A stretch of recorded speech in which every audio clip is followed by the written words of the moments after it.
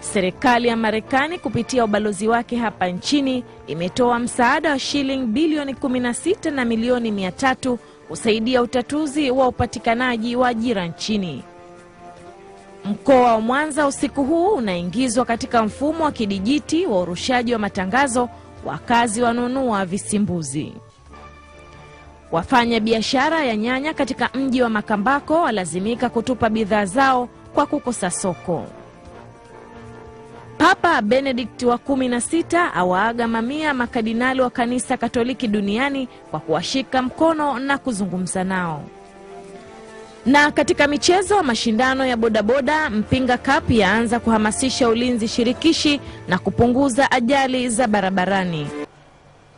Serikali ya Marekani kupitia ubalozi wake hapa nchini umetoa msaada wa dola milioni 10 za Kimarekani sawa na shilingi bilioni 16 na milioni 300 kwa lengo la kusaidia kupunguza tatizo la ajira kwa watoto hapa nchini.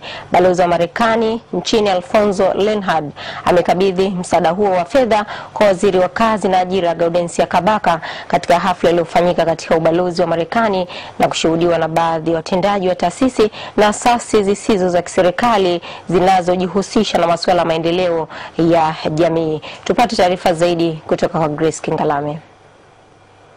Suala ambalo limekuwa na changamoto nyingi katika kukabiliana nalo, ambapo inatajwa hali ya kiuchumi katika ngazi ya familia imekuwa ikichangia watoto kujihusisha na kazi kwa kutafuta riziki zao. Hatua hii inapelekea serikali ya watu wa Marekani kutoa msaada wa dola milioni 10 sawa na shilingi bilioni 16 na milioni 300 kwa lengo la kusaidia kupunguza tatizo hilo hapa nchini kupitia mpango maalum wa Wekeza, ambapo balozi wa Marekani hapa nchini Alfonso Lenhard amesema Marekani inaungana na serikali ya Tanzania katika kuboresha hali ya watoto ambao ni nguvu kazi ya baadaye kwa maendeleo ya